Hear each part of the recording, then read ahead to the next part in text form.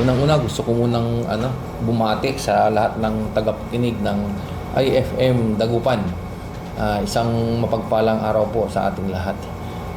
Yun nga po, unfortunately, meron tayong naitala na stabbing incident dito sa bayan ng Aguilar, particularly sa Barangay Panakul, Aguilar, Pangasinan. Ang involved po dito, 72 years old, byuda,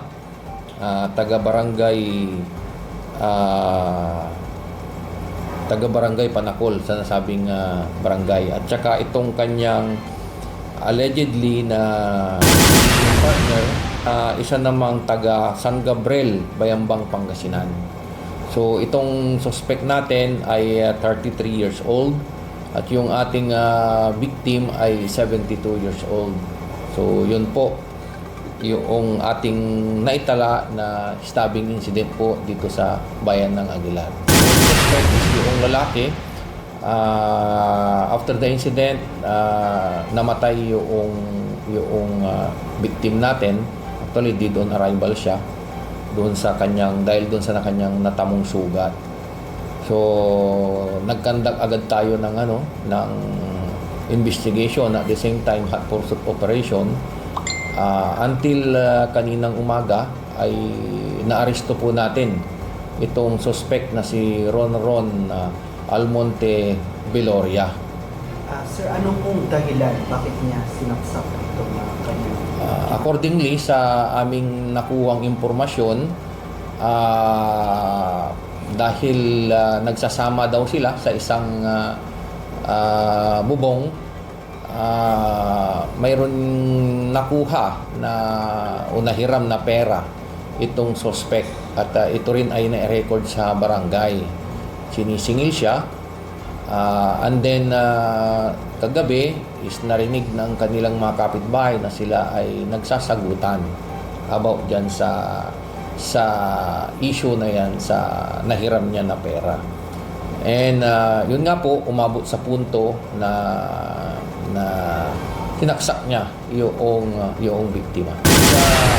Nasa 13,000 yung Pero ito ay nagsasama, ulitin ko, ito ay nagsasama sila sa isang bubong. Yung krimen, sir, saan po naganap ito? Doon din po sa tinitirhan nilang bahay sa Barangay Panakul, Aguilar, Pangasinan. Allegedly is nakita siya based sa aming mga witnesses na ito ay lasing at nakainom.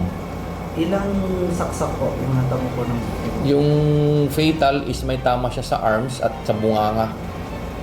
So yun po yung nakita po natin na visible po during the investigation.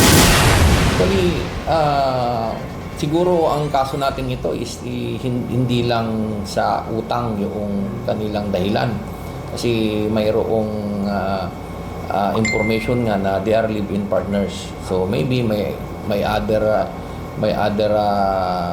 informations na hindi natin personal, pwedeng ganun.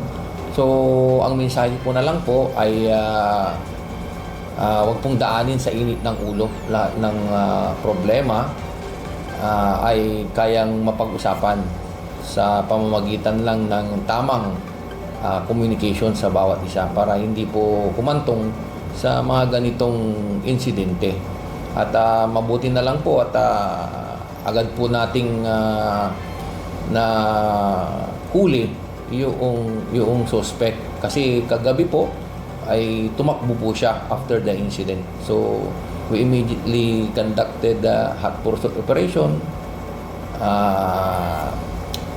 Nag-request po tayo ng dragnet operation kasi dala niya yung kanyang tricycle para tumakas.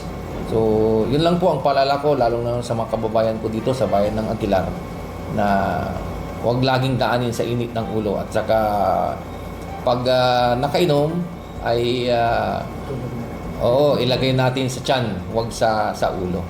Yun lang po. IFM News. IFM News. IFM News.